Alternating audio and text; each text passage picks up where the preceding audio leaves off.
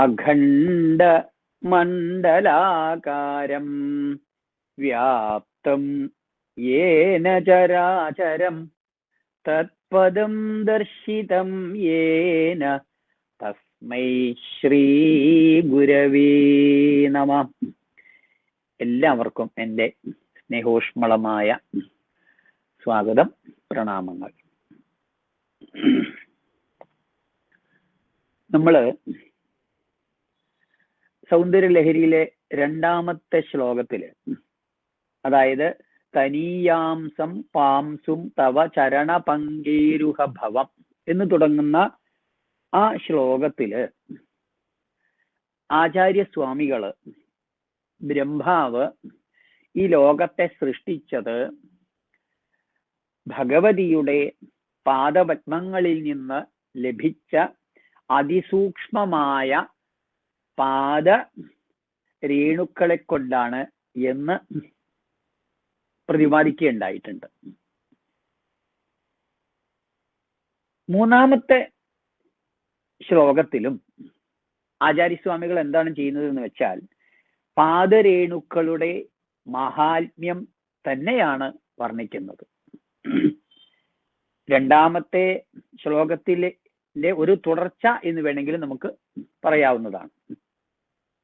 ദേവിയുടെ പാദകമലങ്ങളിലെ പാദധൂളികള്, പാദരേണുക്കള് ഭക്തർക്ക് ഏത് പ്രകാരമാണ് ഭവിക്കുന്നത് അല്ലെങ്കിൽ അനുഭൂതമാകുന്നത് എന്ന് വ്യക്തമാക്കുകയാണ് ഈ മൂന്നാമത്തെ ശ്ലോകത്തിൽ ചെയ്യുന്നത്. ആ ശ്ലോകത്തിലെ പ്രതിപാദ്യ വിഷയം എന്നത് അജ്ഞാനികൾക്ക്, അറിവില്ലാത്തവർക്ക് ഈ പാദധൂളി എങ്ങനെ ഭവിക്കും എന്നാൽ, അവരുടെ ഉള്ളിലുള്ള അജ്ഞാനമാകുന്ന ഇരുട്ടിന് ജ്ഞാന സൂര്യന്റെ പ്രഭയാണ് അനുഭവപ്പെടുന്നത്. ആലോചിക്കണം ആ പാദധൂളിയുടെ മഹാത്മ്യം.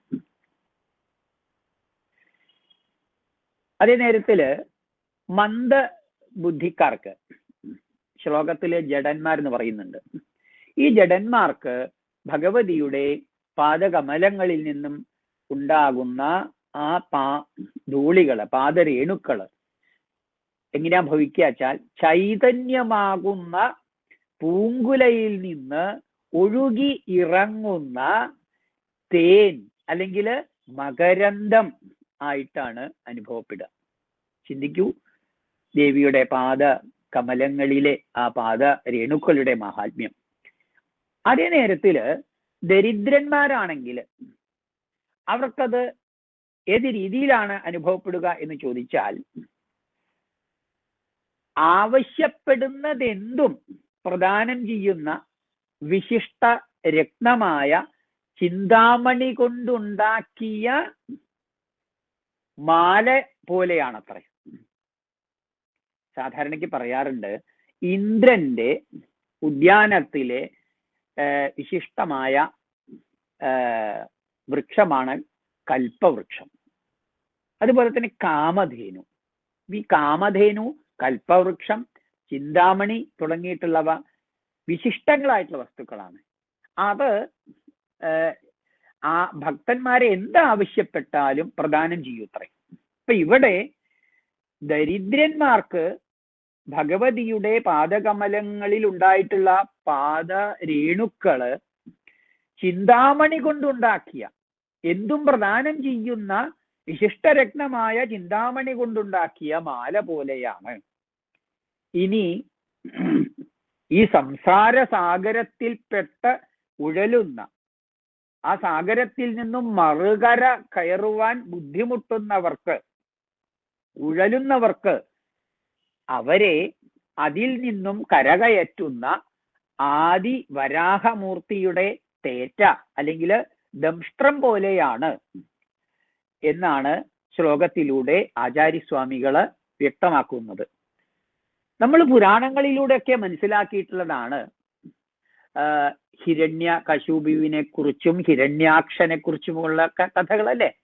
അപ്പോ ഹിരണ്യാക്ഷനും തൻ്റെ അനുചരന്മാരുമൊക്കെ ഭൂമിദേവിയെ സമുദ്രത്തിലേക്ക് കൊണ്ടുപോയ സമയത്ത്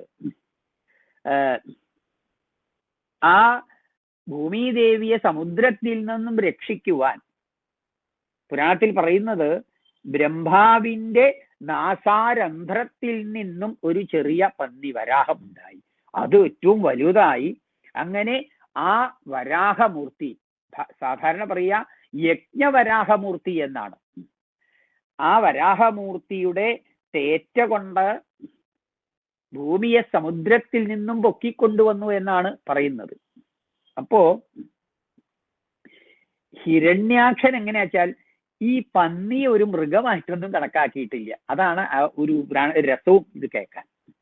അപ്പൊ നമുക്ക് ആ ശ്ലോകത്തിലൂടെ ഒന്ന് കണ്ണോടിച്ച് നോക്കാം. അവിദ്യാനാം അന്തസ്തിമിരമിഹിര ദീപനഗരി. ആലോചിച്ചു നോക്കൂ. അവിദ്യാനാം അജ്ഞാനികൾക്ക് അവരുടെ ഉള്ളിലുള്ള, തിമിരം എന്ന് പറഞ്ഞ അന്ധകാരം, ഇരുട്ട്, ജ്ഞാന അറിവില്ലായ്മ എന്നർത്ഥം.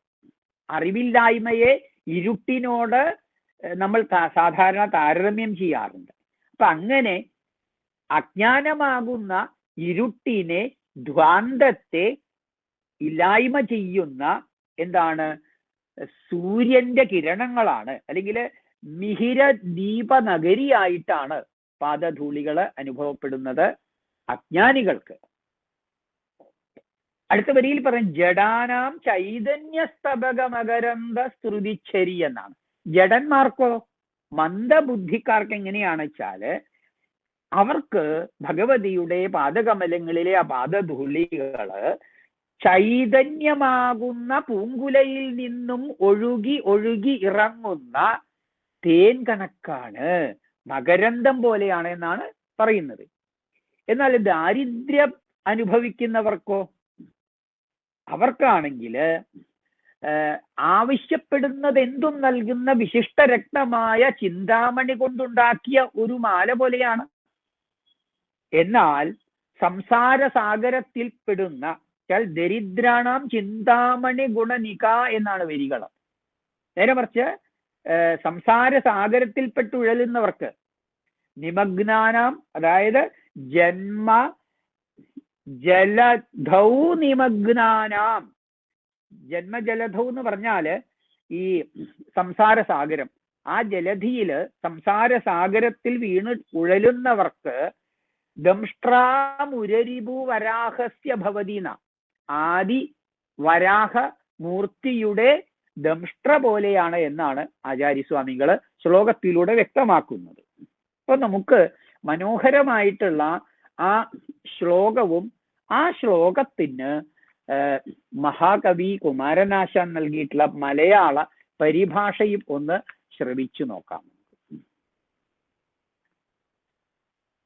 അവിദ്യാനാമന്തസ്തിമിര മിഹിര ദീപനഗരി ജഡാനാം ചൈതന്യസ്തബകമകരന്ത ശ്രുതിച്ചരി ദരിദ്രാണാം ചിന്താമണി ഗുണനിക ജന്മജലധൗ നിമഗ്നാനാം ദംഷ്ട്രാ മുരരിപു വരാഹസ്യ ഭവതി. മലയാള പരിഭാഷ കേട്ടു നോക്കൂ. ആദിത്യ ദീപമല്ലോ ഭവതി ഇരുളകറ്റാന വിദ്യാവശന്നും ചൈതന്യ പൂങ്കുലയ്ക്കുള്ളൊഴുകിയ ചെറുതേൻ കേണിയല്ലോ ജഡന്നും ഏതാനും സ്വത്തുമില്ലാത്തവനരിയ ചിന്താമണി ശ്രേണിയല്ലോ മാതാ ജന്മാബ്ധിയാഴുന്നവനുമിഹ മഹാദംഷ്ട്രിതൻ ദംഷ്ട്രയല്ലോ. അതിമനോഹരമായ ഈ ശ്ലോകം ശ്രവിച്ച് അതിൻ്റെ വ്യാഖ്യാനവും ഒക്കെ കേട്ട് ശക്തിയുടെ, പരാശക്തിയുടെ അനുഗ്രഹാശിസ്സുകളൊക്കെ നേടാൻ പ്രാർത്ഥിക്കുന്നു. നന്ദി, നമസ്കാരം.